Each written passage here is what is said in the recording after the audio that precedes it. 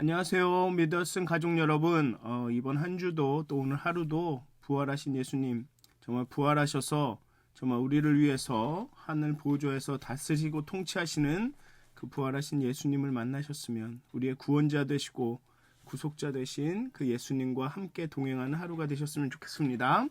우리 사도신경 하심으로 4월 18일 화요일 새벽 예배를 시작하도록 하겠습니다. 전능하사 천지를 만드신 하나님 아버지를 내가 믿사오며 그 외아들 우리 주 예수 그리스도를 믿사오니 이는 성령으로 잉태하사 동정녀 마리아에게 나시고 본디오 빌라도에게 고난을 받으사 십자가에 못 박혀 죽으시고 장사한 지 사흘 만에 죽은 자 가운데서 다시 살아나시며 하늘에 오르사 전능하신 하나님 우편에 앉아 계시다가 저희로서 산자와 죽은 자를 심판하러 오시리라. 성령을 믿사오며 거룩한 공회와 성도와 서로 교통하는 것과 죄를 사하여 주시는 것과 몸이 다시 사는 것과 영원히 사는 것을 믿사옵나이다. 아멘. 찬송가 515장 함께 찬양하시겠습니다. 눈을 들어 하늘 보라 함께 찬양하시겠습니다. 찬송가 515장입니다. 눈을 들어 하늘 보라.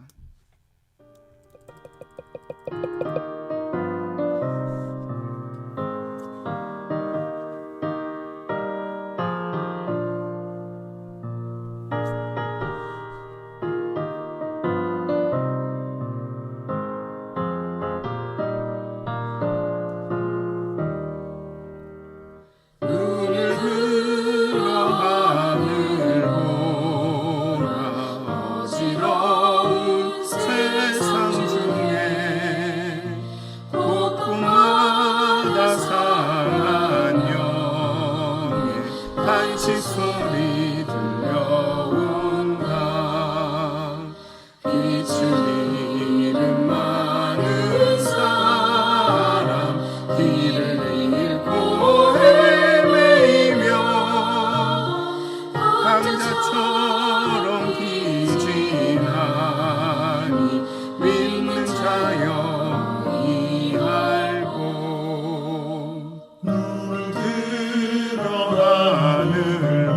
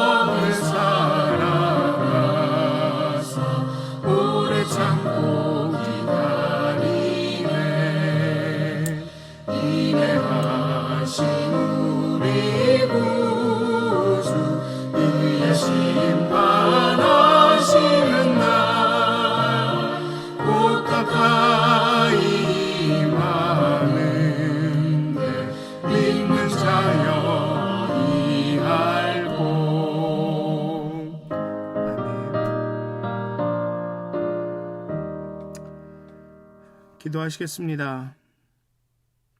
정말 우리를 위해 십자가에 모진 그 고통과 고난을 당하시고 우리를 사랑하셔서 죽으시고 또 부활하셔서 이제는 하늘 보좌 우편에 앉아 계시고 또 우리에게 성령을 보내시며 우리의 삶을 통치하시고 다스리시고 우리와 함께 하시는 우리의 구원자 예수님, 우리의 주님, 주인이 되시는 예수님, 이 아침에 우리가 주님을 찬양합니다.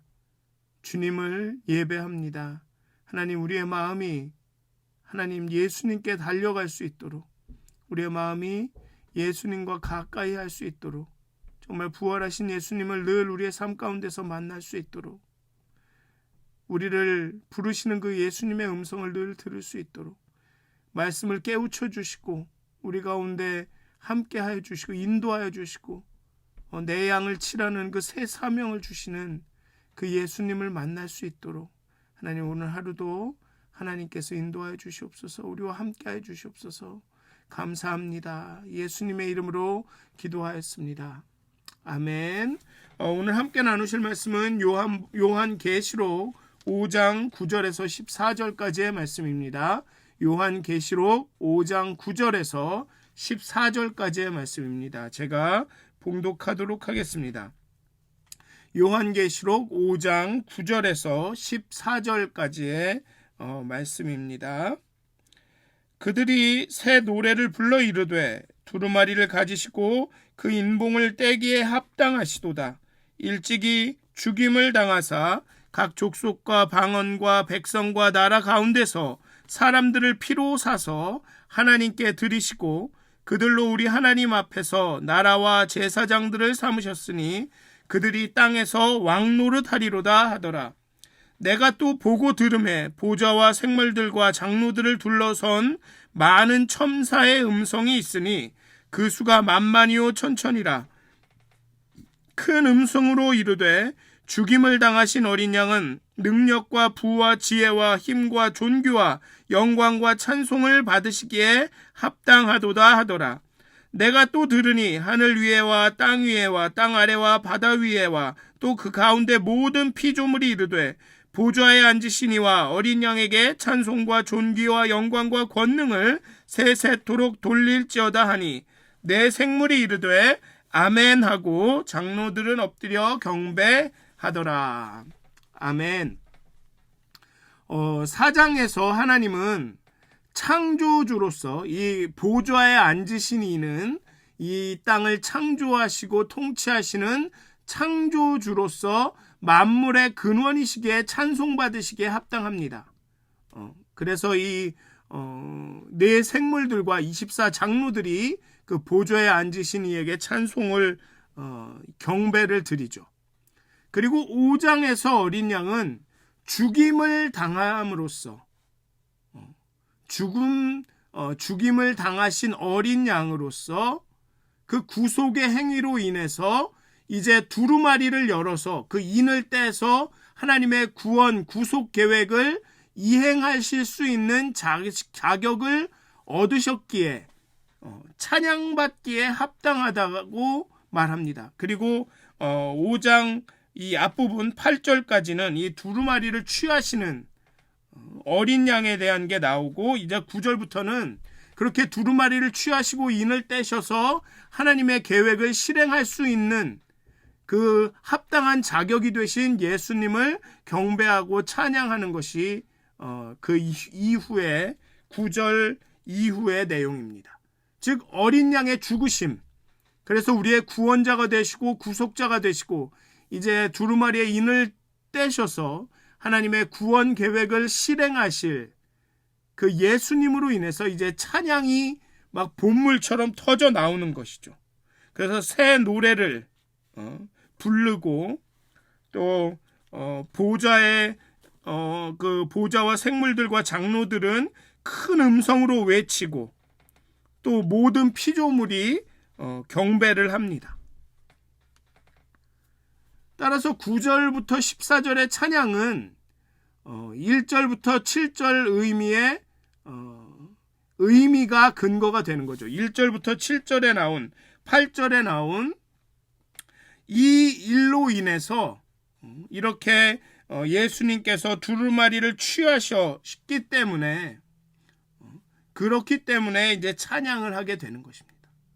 이 오늘 읽은 본문에 이렇게 찬양하는 이유가 바로 앞에 나온 1절부터 7절까지의 이 예수님이 우리의 구원자가 되신 죽으심을 통해서 죽으신 어린 양이 되신 것이 이 9절부터 14절의 찬양의 이유가 되는 것이죠. 그리고 이 찬양은 이 전체 계시록의 주제를 설명합니다. 요한계시록의 주제는 무엇이냐면 예수님께서 구원자가 되셨다. 그리고 하나님의 구원 계획, 즉 종말이 와서 이 땅의 모든 악한 것들을 제하여 버리시고 하나님의 백성으로 하나님의 나라를 이루실 것이다라는 그 계획을 이루시는 분이 예수님이다. 그러니까 모든 찬송과 찬양은 예수님께 가야 한다. 이것이 요한계시록의 큰 주제죠. 그렇기 때문에 지금 환난과 그 박해와 핍박을 받는 그리스도인들은, 교회는 소망이 있다. 그것을 보여주는 게 요한계시록입니다. 그 여기 보면 9절의 처음은 그들이 새 노래를 부른다라고 합니다. 새 노래. 새 노래는 새 창조에 대한 찬양입니다. 구약에서 새 노래라는 단어, 새 노래라는 이 용어가 쓰일 때는 언제냐 하면 항상 대적에 대한 하나님의 승리를 찬양할 때였습니다. 대적을 이기신 하나님을, 승리하신 하나님을 찬양할 때는 항상 새 노래라는 표현이 사용되었습니다. 대적에 대한 신적 용사의 신성한 승리를 칭송하는 찬양을 위한 이 성전에서 사용된 용어가 새 노래입니다. 성전 성막에서 사용된 노래가 새 노래라는 것입니다. 그러니까 새 노래라는 게 뭐 새로운 멜로디, 새로운 리듬, 새로운 뭐 이게 아니라 새 노래라고 얘기할 때는 그냥 뉴하다라는 뜻이 아니라 하나님께서 승리하셨다. 우리의 대적에 대해서, 악한 세상에 대해서 승리하셨다라는 그 신적 승리를 칭송할 때, 찬양할 때 쓰이는 용어가 새 노래라는 것입니다. 이 땅에서 이루어질 하나님의 예언적 목적과 관련된 새 노래라는 거죠. 하나님께서 이제 이 땅의 모든 악과, 예수 그리스도께서 이 땅의 모든 악과 불순종과 이런 것들을, 악한 세력들을 다 이기실 것이다 라는 것입니다. 따라서 이 새 노래라는 개념은 이 땅의 악과 원수를 이기시는, 구속하시는 예수님에 대한 찬송으로 아주 딱 들어맞는 것이죠.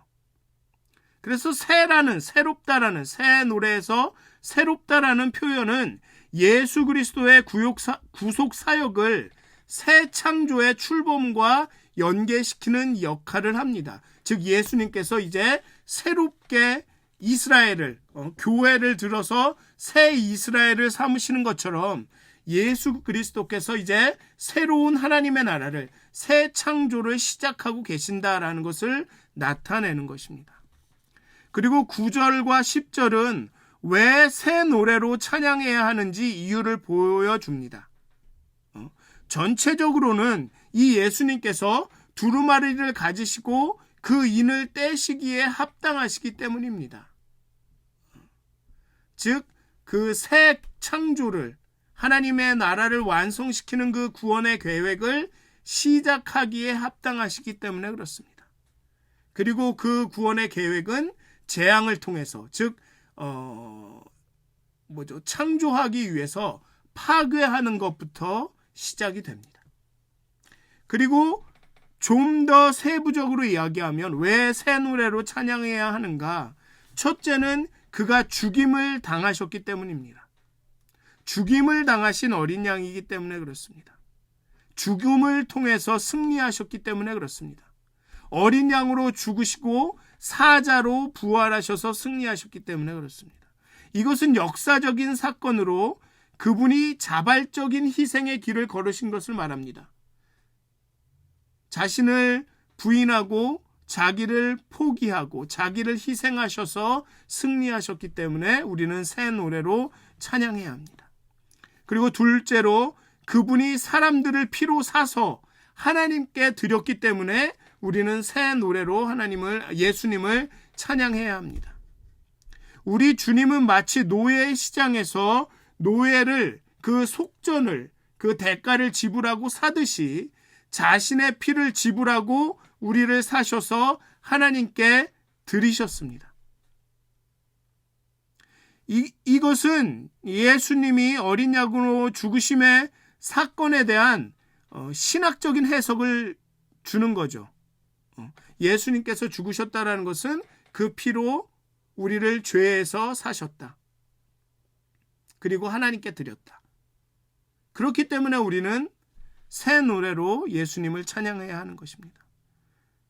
첫째로 그가 죽임을 당하셨기 때문이고, 둘째로는 그 죽임을 당하신 이유가 우리를 피로 사서 하나님께 드렸기 때문에 우리가 새 노래로 찬양을 해야 하는 거고, 셋째로 우리를 나라와 제사장으로 삼으셨기 때문에 그렇습니다. 저희가 땅에서 왕노릇할 것이다. 하나님께서 우리를 이 땅 나라와 제사장으로 삼으셨기 때문에 우리가 새 노래로 찬양해야 합니다. 이것은 그분의 죽음과 보혈을 흘리심이 신자들에게 미치는 결과가 무엇인지를 알려주는 것입니다. 예수님께서 죽임을 당하시고 그 피로 우리를 사셔서 하나님께 드리심으로 우리의 신분이 바뀌는 거죠. 죄인이고 원수였던 우리가 하나님의 나라와 제사장이 되는 것입니다. 그래서 예수 그리스도와 함께 이 땅에서 다스리는 왕 노릇하는 것이죠.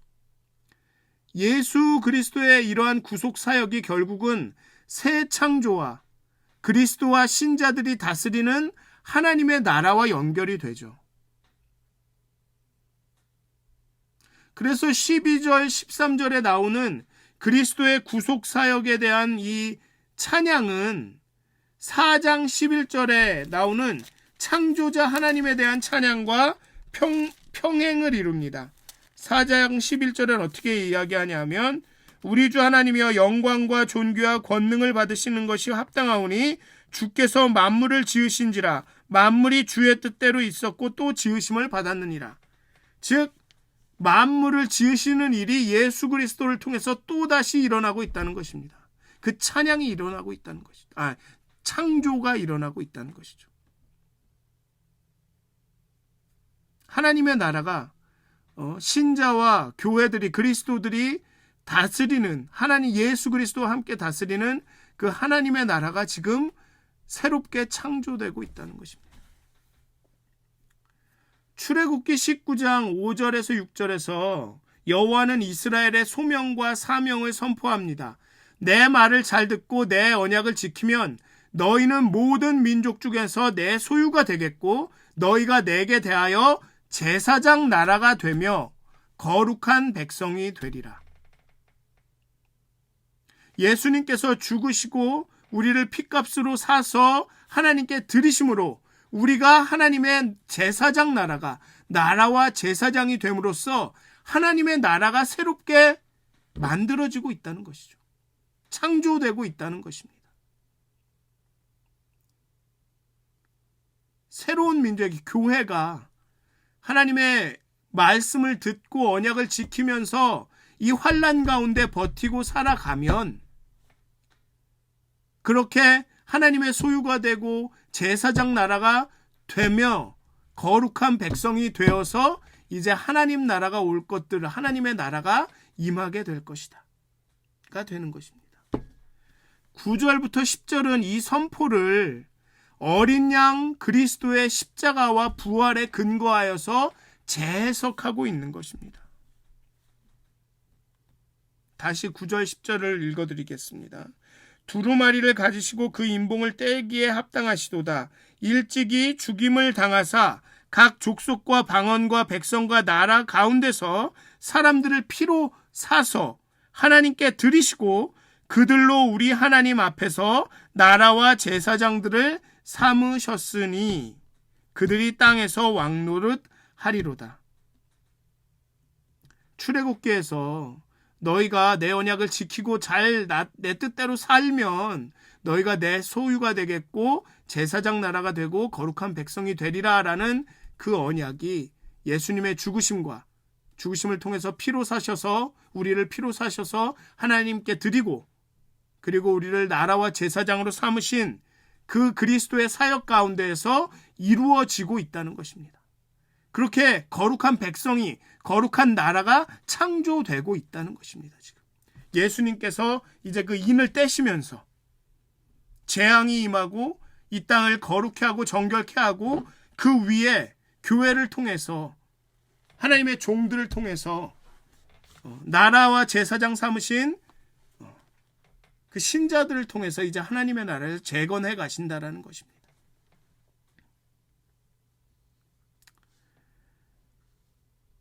출애굽기에서는 그런데 특이한 건 출애굽기 19장에서의 이 선언은 제사장 나라가 되며 거룩한 백성이 되리라는 이 선언은 이스라엘에게만 적용이 되었습니다. 그런데 오늘 본문에서도 보시겠지만 계시록에서는 이 약속이 이 선언이 각 족속과 방언과 백성과 나라로 확대됩니다. 즉 열방으로 확대됩니다. 그리스도의 십자가에서 흘리신 피로 사셔서 우리를 사셔서 하나님께 드렸고 그래서 하나님의 소유가 되었고 나라와 제사장이 되고 땅에서 왕노릇하게 됩니다. 하나님의 거룩한 백성이 땅에서 그리스도와 왕노릇하면서 그리스도와 함께 보좌에 앉아서 왕노릇하면서 이 하나님의 나라를 재건하게 됩니다. 자꾸만 이 왕노릇한다라는 게 걸리실 수도 있어요. 내가 어떻게 왕이야? 하나님이 왕이지. 맞습니다. 하나님이 왕입니다. 여기서 왕노릇한다라는 것을 내가 하나님이 되고 예수님이 된다고 해석을 하시면 안 돼요. 예수님께서 우리에게 권세를 주셔서 다스리게 함께 다스린다는 거죠. 왜냐? 예수님과 우리가 연합하기 때문에 예수님이 다스릴 때 나도 그 안에서 함께 다스리게 되는 겁니다. 계시록에는 왕노릇하리로다라고 미래 시제로 표현이 됩니다. 왕노릇할 거야라고 말하는 것 같습니다. 그런데 이제 이 헬라어 원문으로 보면 그 시제가 그렇게 먼 미래를 가리키는 시제가 아닙니다. 아주 가까운 미래죠. 현재와 연결된 미래입니다. 종말이 예수님의 죽으심과 부활을 통해 이미 시작되었다라는 점을 감안하면 그런 배경하에서 요한 계시록이 쓰여지고 있다, 말해지고 있다라는 사실을 감안을 하면 왕노릇하는 것이 단순히 먼 미래가 아닌 현재와 연결된 가까운 미래를 의미한다고 볼 수 있습니다. 따라서 왕노릇하는 것을 현재적으로 경험되는 사건으로 보아야 하는 것이 적절할 것입니다. 우리가 미래에 나라와 제사장이 되는 게 아니라 지금은 아닌데 나라와 제사장이 미래에 가서 덜컥 되는 게 아니라 지금부터 나라와 제사장이 되어가고 있다는 것입니다. 100%는 아니겠지만 10%, 20%, 30% 그렇게 종말을 향해 가면서 점점점 나라와 제사장들이 되어가고 있는 거죠. 완벽하게 왕노릇하지는 못하지만 예수님과 연합함을 통해서 지금부터 조금씩 이 땅을 다스려가고 있다는 것입니다. 다르게 얘기하면 여기서 왕노릇한다고 해서 군림한다라는 얘기가 아닙니다. 다스린다라는 얘기가 통치하고 막 지배하고 이런 뜻이 아닙니다. 그리스도의 죽음과 부활로 시작된 그 새 창조가 새로운 하나님의 나라가 우리를 통해서 지금부터 조금씩 이루어져 가고 있다는 것입니다. 그렇게 예수님께서 다스리시는 그 나라가 우리 가운데 이루어지고 있다는 것이죠. 그렇게 우리도 예수님의 뜻과 하나님의 뜻으로 이 땅을 다스려 가고 있다는 것입니다. 지금은 괜찮은데 나중에 내가 하나님의 나라와 제사장이 될게요. 그게 아니라는 것입니다. 이미 하나님이 출애굽기에 선언하셨을 때 제사장 나라가 되며 거룩한 백성이 되리라고 선언하셨을 때, 내 말을 잘 듣고 내 언약을 잘 지키면 제사장 나라와 언약 백성이, 거룩한 백성이 되리라고 하셨을 때 이미 그 일이 우리 가운데 일어나고 있다는 것입니다. 우리가 하나님의 말씀을 잘 듣고 그 언약을 따라 살면 우리가 제사장 나라가 돼서 예수님과 함께 우리의 삶을 통치하고 다스리면서 그렇게 하나님의 나라를 이루어가고 있다는 것입니다. 그러니 보좌의 생물들과 장로들이 찬양을 하는 것입니다. 예수님의 이제 구원의 계획이, 하나님의 나라가, 새 창조가 이제 시작되는구나, 우리 가운데 일어나고 있구나. 보좌와 생물들과 장로들을 둘러싼 천사의 수가 만만과 천천입니다. 그냥 많은 예배자를 의미하는 거죠. 그런데 이제 요한계시록을 강해하거나 해석하시는 어떤 분들은 만만이 뭐가 수가 어쩌고 저쩌고 천천히 어쩌고 저쩌고 이제 7장에 가보시면 뭐 14만 4천 명 뭐 나오는 게 그 이단들이 그걸 얘기하죠. 우리가 14만 4천 명이 되면은 뭐 그 이만희가 교주로 있는 거기가 뭐죠? 거기가 그렇지 않습니까? 14만 4천이 차야 된다. 그러면은 뭐 예수님이 오신다. 뭐 이런 얘기 뭘 하는데, 만만천천은 많다는 말입니다. 굳이 이 숫자에 너무 지나치게 의미를 부여하실 필요는 없습니다.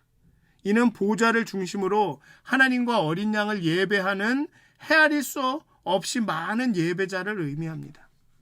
그리고 이 예배자들은 어린 양께 이 왕이 갖고 있는 7가지 속성을 돌립니다. 여기에 보면 죽임을 당하신 어린 양은 능력과 부와 지혜와 힘과 존귀와 영광과 찬송을 받으시기에 합당하도다라고 말하죠. 이것은 로마 그 제국에서 왕을 칭송하고 왕을 높일 때, 왕을 이렇게 뭐라 그러나 존경하고 할 때 쓰이는, 왕은 이렇다라는 그 속성을 얘기할 때 사용된 용어입니다. 황제를 누릴 때 능력이 있고 부유하고 지혜가 있고 힘이 있고 존귀하고 영광이 있고 찬송을 받으시기에 합당하다. 이게 왕을 묘사할 때 사용된 용어입니다. 즉 이것은 예수님께서 다스리시는 왕이라는 것이죠. 우리의 삶을 다스리시는 왕이라는 것을 의미합니다. 또 뒤에 보면 능력과 찬송과 존귀와 영광과 권능을 세세토록 돌릴지로다. 이게 다 왕에게 드리는 찬송입니다. 왕이 가지는 속성이죠. 즉 어린 양을, 예수님을 절대 주권을 가진 어린 왕으로 찬양합니다. 어린 양이 왕입니다. 어린 양이 사자입니다. 모든 피조물이 보좌에 앉으신 이와 어린 양을 함께 찬양할 때 이 예배가 절정에 이릅니다.